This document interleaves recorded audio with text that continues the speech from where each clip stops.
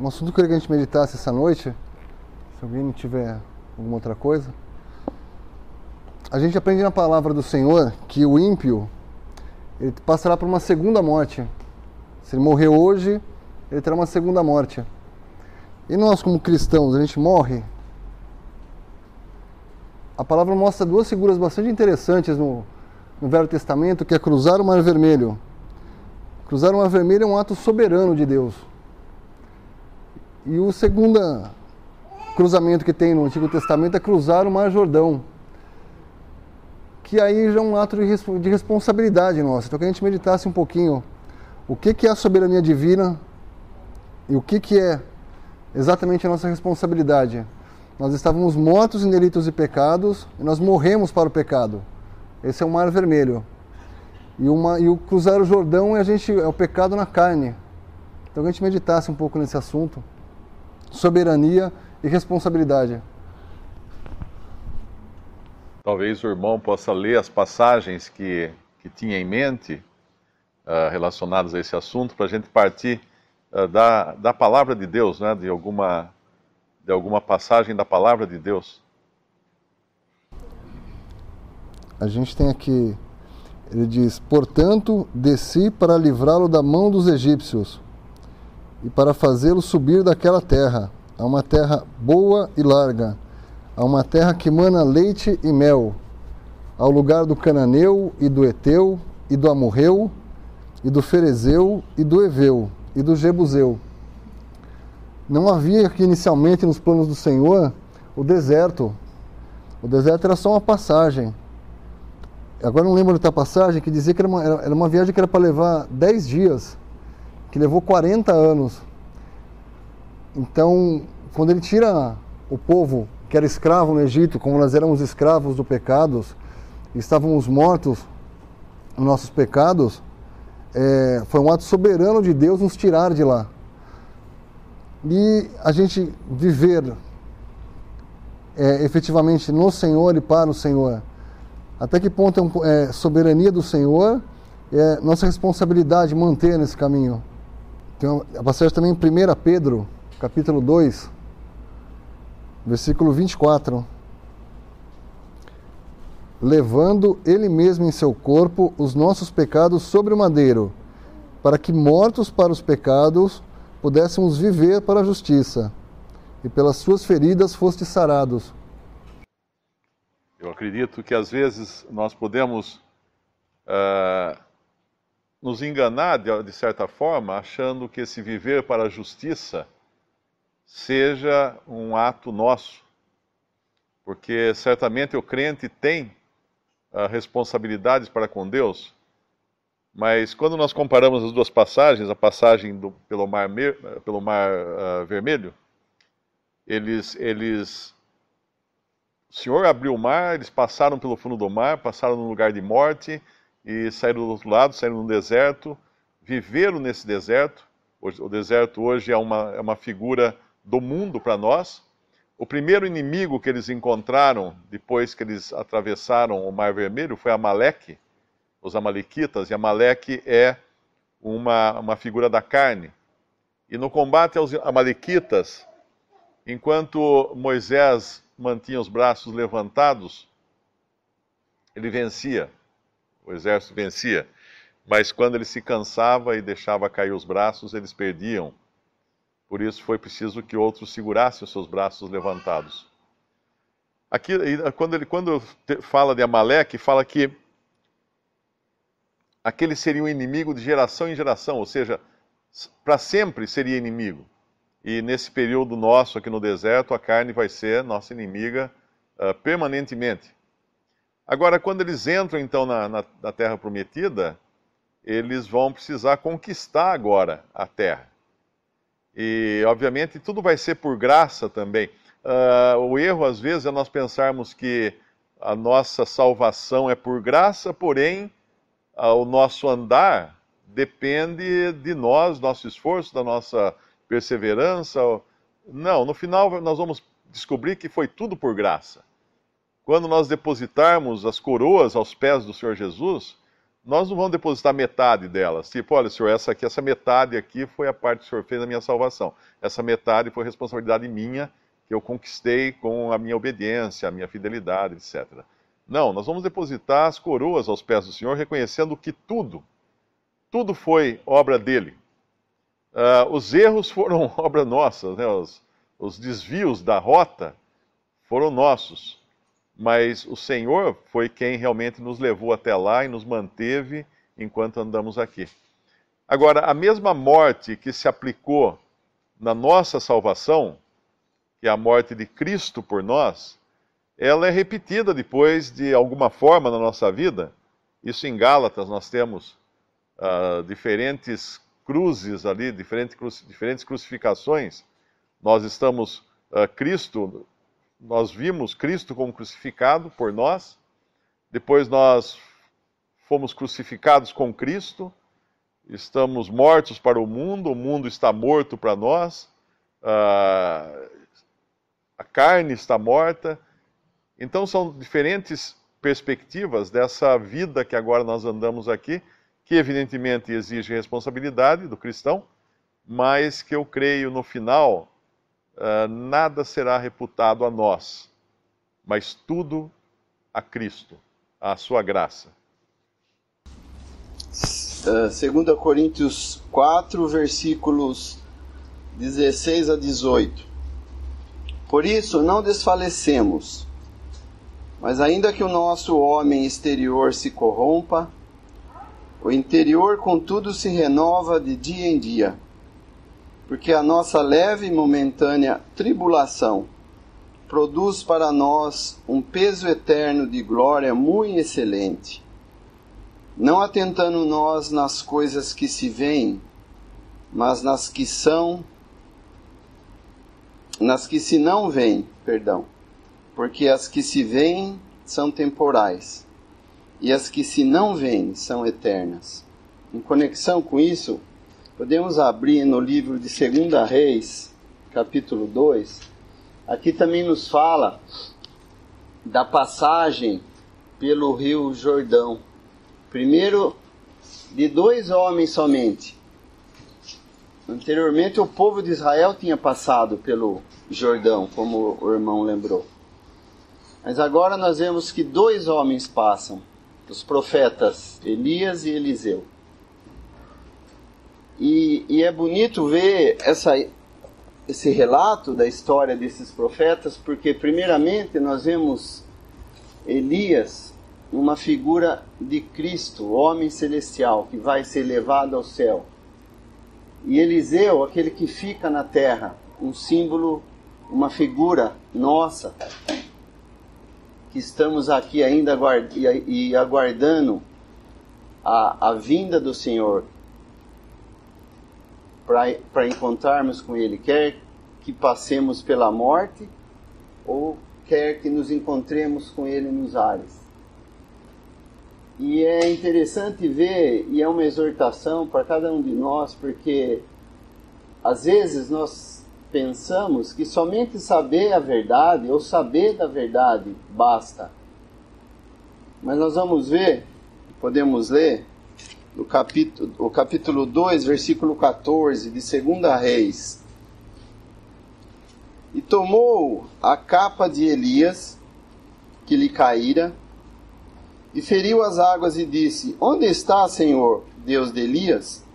Então feriu as águas e se dividiram elas para uma outra banda. E Eliseu passou. Vendo-o, pois, os filhos dos profetas que estavam defronte em Jericó disseram: O espírito de Elias repousa sobre Eliseu. E vieram-lhe ao encontro e se prostraram diante dele em terra. E disseram-lhe: Eis que com teus servos há 50 homens valentes. Ora, deixa-os ir para buscar a teu senhor. Pode ser que eu elevasse o espírito do Senhor, e o lançasse em algum dos montes ou em algum dos vales. Porém ele disse: Não os envieis. Mas eles apertaram com ele até se enfastiar. E disse-lhe: Enviai. E enviaram 50 homens que o buscaram 3 dias, porém não o acharam. Então voltaram para ele, tendo ele ficado em Jericó, e disse-lhes: Eu não vos disse que não fosseis? E os homens da cidade disseram a Eliseu: Eis que boa é a habitação desta cidade, como o meu senhor vê. Porém as águas são más e a terra é estéril. E ele disse: Trazei-me uma salva nova, ou uma bandeja nova, e ponde nela sal. E lhe a trouxeram. Então saiu ele ao manancial das águas, e deitou sal nele. E disse: Assim diz o Senhor, sararei a estas águas, e não haverá mais nelas morte, nem esterilidade. Então aqui nós estamos vendo que Eliseu, ao seguir a Elias e tendo um firme propósito no seu coração, porque o Senhor assim o preparou, ele não pede, o seu desejo não é relacionado às coisas terrenais, às coisas para satisfazer a sua vontade, mas sim o poder espiritual que Elias tinha, ele queria. E assim, o crente ou o cristão na nova vida, ele deve ter o desejo de ter os olhos fixos em Cristo, para que ele possa desfrutar de comunhão com Ele e aprender dele. E aqui Eliseu também nos fala, nos dá um exemplo, uma figura do profeta que vinha falar da graça de Deus. Aqui ele vai encontrar fome, ele vai encontrar morte, ele vai encontrar tanta desgraça, mas ele vai ser o pregador da graça. E aqui nós estamos vendo os 50 profetas que instaram com ele para procurar Elias, que aqui é uma figura da lei, que Deus estava tratando de uma nova maneira. E eles insistem em procurar, ou seja, eles tinham o conhecimento de que Deus podia fazer aquilo, mas não viviam. Eles não obedeceram a palavra daquele profeta que fora instituído por Deus. E nós vemos como Deus então trata com eles, com paciência, e nós vamos ver aqui a cidade de Jericó, que nos fala da maldição. Era uma cidade amaldiçoada e que foi reedificada. E eles queriam ficar nesse lugar, mas não podiam ficar porque não tinha água, não podia ser aproveitada, e a terra era estéril. Mas o profeta vem e fala para eles: me tragam uma bandeja nova, coloque sal. E ele jogou esse sal na água e a água foi sarada, foi purificada. Um símbolo também para nós da nova vida, da nova natureza, que Deus nos dá a habilidade pelo Espírito Santo de poder desfrutar das coisas celestiais, mesmo estando aqui nesse mundo de maldição, de pecado. E por isso, às vezes, Deus também tem que usar o seu governo para tratar conosco, para que nós possamos aprender, segundo a sua soberania, depender dele. E nós vamos ver mais à frente, no capítulo 4, o exemplo de uma viúva. Nós vamos ler.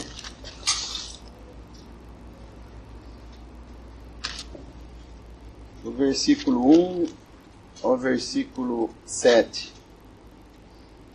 E uma mulher das mulheres dos filhos dos profetas clamou a Eliseu, dizendo: meu marido, teu servo, morreu, e tu sabes que o teu servo temia o Senhor. E veio o credor a levar-me os meus 2 filhos para serem servos. E Eliseu lhe disse: que te hei eu de fazer? Declara-me que é o que tens em casa. E ela disse: tua serva não tem nada em casa, senão uma botija de azeite. Então disse ele: vai, pede para ti vasos emprestados a todos os teus vizinhos, vasos vazios, não poucos. Então entra e fecha a porta sobre ti e sobre os teus filhos, e deita o azeite em todos aqueles vasos, e põe à parte o que estiver cheio. Partiu, pois, dele, e fechou a porta sobre si e sobre os seus filhos. E eles lhe traziam os vasos, e ela os enchia. E sucedeu que, cheios que foram os vasos, disse a seu filho: traze-me ainda um vaso. Porém, ele lhe disse: não há mais vaso nenhum. Então o azeite parou. Então veio ela e o fez saber ao homem de Deus. E disse ele: vai, vende o azeite, paga a tua dívida, tu e teus filhos vivei do resto. Então nós vemos que Deus, às vezes, quando nós somos, por exemplo, que nem esses 50 filhos dos profetas, que pensamos saber a verdade, ou que professamos saber a verdade, mas não vivemos a verdade, Deus tem que, no seu governo, tratar com cada um de nós, assim como Ele tratou com essa viúva.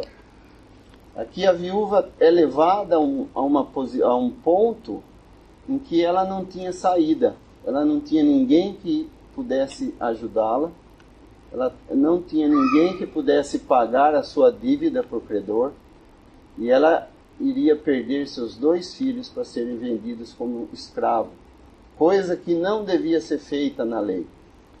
Nós vemos em Levítico que está escrito que isso não devia ser feito. Quando um dos seus irmãos precisarem ou tiverem necessidade, que não fosse vendido nem sua mulher nem seus filhos.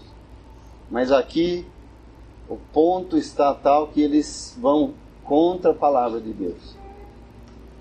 Então Deus sempre vai tratar conosco dessa maneira para que nós possamos aprender a saber que é somente nele que nós devemos de pedir socorro.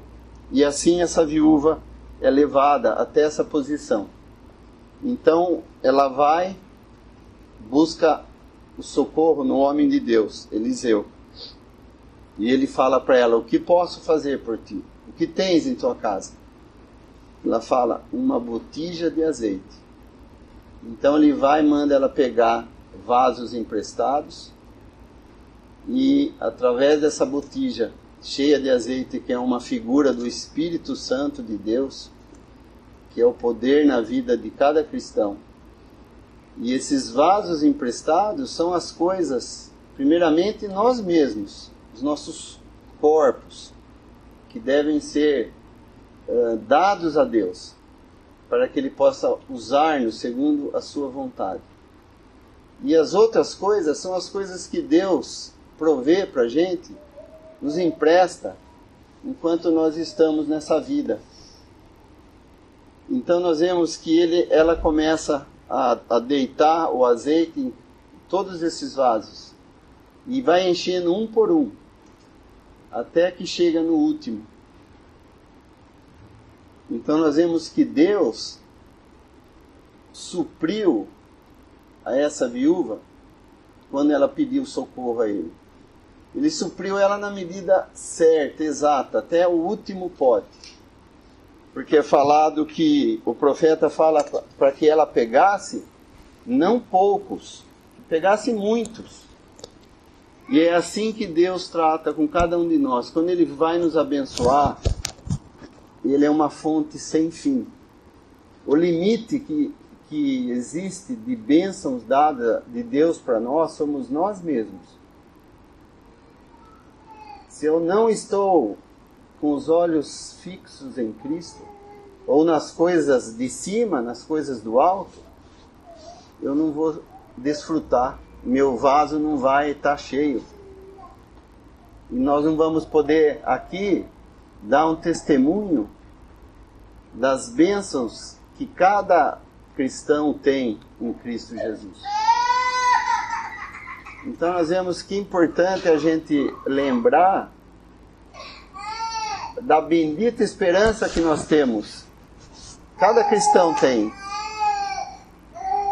Mesmo que quer passemos pela morte nesse mundo, ou quer nos encontremos com o Senhor Jesus nos ares, nós temos uma bendita esperança. E que o Senhor possa sempre manter nossos olhos fixos na pessoa de Cristo, que é a fonte de todo o nosso socorro, de toda a nossa ajuda em tempo de necessidade. E lembrar que Ele sempre quer que nós busquemos muitos vasos, não poucos, para que Ele possa derramar suas bênçãos para nós. Essa passagem que o irmão leu, do capítulo 2 de 2 Reis, ela é surpreendente por um detalhe bem importante, não é? Muitas vezes nós tomamos alguma coisa por certo, por certeza, e achamos que aquilo, de alguma forma, nos garante algo. Não estou falando, obviamente, da obra de Cristo por nós, né? Mas das beneficências que Deus nos dá, ou mesmo dos erros que cometemos. E aqui é justamente a inversão das coisas no capítulo 2 de 2 Reis, porque nós vemos nesse trecho duas cidades. Uma amaldiçoada, que era Jericó. Jericó foi a primeira cidade a se opor à entrada dos israelitas na Terra Prometida, e Deus fez com que os seus muros caíssem, desmoronassem. Eles tinham por certo que aqueles muros eram suficientes para protegê-los. Mas os muros caíram. Deus derrubou os muros. E aí os israelitas conquistaram a terra. Porém, ali Deus já agiu em graça, salvando Raabe e toda a sua família. Por outro lado, havia uma outra cidade chamada Betel. Ela é mencionada também nesse capítulo 2 de 2 Reis. E Betel foi onde Abraão construiu um altar a Deus e chamou o lugar de Betel, que é a casa de Deus. Então alguém em Betel poderia estar seguro de que ali era um lugar abençoado. Ao mesmo tempo que alguém em Jericó poderia estar seguro, ter a certeza de que ali era um lugar amaldiçoado. Então, se alguém falasse, onde você vai morar? Eu vou morar em Betel, porque lá é abençoado. Por que não Jericó? Porque lá é amaldiçoado. Mas aí que entra Deus, o Deus das circunstâncias, o Deus que pega e multiplica o azeite, aquele que surpreende na sua maneira de ser. Acontece isso no capítulo 2. Por quê? Porque Jericó, essa cidade amaldiçoada, tinha águas amargas aqui, e eles se queixam ao profeta, no versículo 19, e os homens da cidade disseram a Eliseu, eis que boa é a habitação dessa cidade, como meu senhor vê, porém as águas são más, e a terra é estéril. Aí Eliseu, então, cura as águas, e tira a morte e a esterilidade da terra. Então isso é Deus agindo no mais amaldiçoado lugar para trazer bênção ali. Por outro lado, Betel havia se transformado nos dias de Jeroboão, que causou aquela divisão das tribos, de 10 tribos do Reino do Norte, e ficaram 2 tribos em Jerusalém, que foi dividida entre Judá e Jerusalém, entre judeus e israelitas no norte, Israel no norte e Judá em Jerusalém, melhor dizendo. E Jeroboão construiu altar em Betel, altar a ídolos, altar a deuses falsos. Ele corrompeu Betel, que era a cidade considerada santa, um lugar considerado santificado. E o que Eliseu, agora o profeta, se em Jericó ele vai encontrar pessoas que buscam a misericórdia e graça de Deus através do profeta, em Betel ele vai encontrar pessoas jovens agora, né, no versículo 23, rapazes que zombam do profeta. Então subiu dali a Betel, e subindo ele pelo caminho, os rapazes pequenos saíram da cidade, versículo 23, e zombavam dele, e diziam-lhe: sobe, calvo, sobe, calvo. E virando-se ele para trás, os viu e os amaldiçoou no nome do Senhor. Então 2 ursas saíram do bosque e despedaçaram 42 daqueles pequenos. E foi-se dali para o Monte Carmelo, e dali voltou para Samaria. Elias havia subido, e todos sabiam disso, exceto os filhos dos profetas que não acreditam muito que talvez ele tivesse sido derrubado em algum outro lugar. Por isso que no versículo 16, e disseram-lhe: eis que com os teus servos há 50 homens valentes, ora, deixa-os ir para buscar o teu Senhor. Pode ser que o elevasse o Espírito do Senhor e o lançasse em algum dos montes ou em algum dos vales. Porém ele disse: não os envieis. Então eles achavam que Elias tinha subido, mas não permanentemente. Mas agora esses garotos aqui zombam de Eliseu como se ele não fosse nada. Sobe, calvo, sobe, calvo. Como quem diz: você não é, o outro profeta subiu, você não é capaz de subir. E agora Deus age no seu governo aqui. No seu governo, e permite então que esses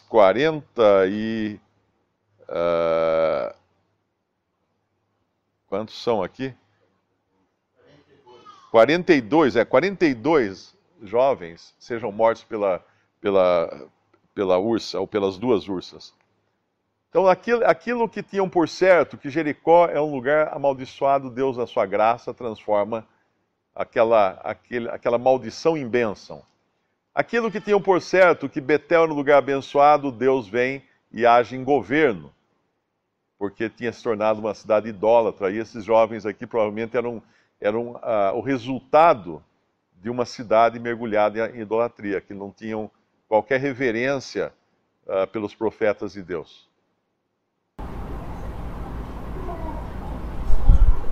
Isso é tão importante e sério ao mesmo tempo, né? Porque Deus, apesar da sua graça infinita, Ele jamais vai deixar de julgar aqueles que o desprezam. Aqueles que, como esses jovens aqui, caçoaram no profeta. Então nós vemos que a palavra é incisiva em nossos corações. Como nós estamos nos relacionando com Deus? Estou dando eu valor devido a Deus, na minha vida, ou estou apenas achando, como o Mário lembrou, eu estou considerando apenas ir no lugar que lá eu ouço a palavra de Deus e acho que por isso está bom. Se fosse qualquer outra religião, então nós vemos que Deus aqui, embora mostrando toda a sua graça, agindo nesse meio de maldição, assim como o Senhor Jesus veio a esse mundo e por seu sacrifício nos salvou, expiou os pecados de todos aqueles que o aceitam como seu Salvador, mas aqueles que o desprezaram, ou aquele que os despreza, ele vai julgar o seu dia. Felizmente ainda nós estamos vivendo na época da graça de Deus, onde a salvação está sendo estendida a todo ser humano, mas vem o dia em que essa graça vai cessar. E ai daqueles que desprezaram tamanho favor, não terão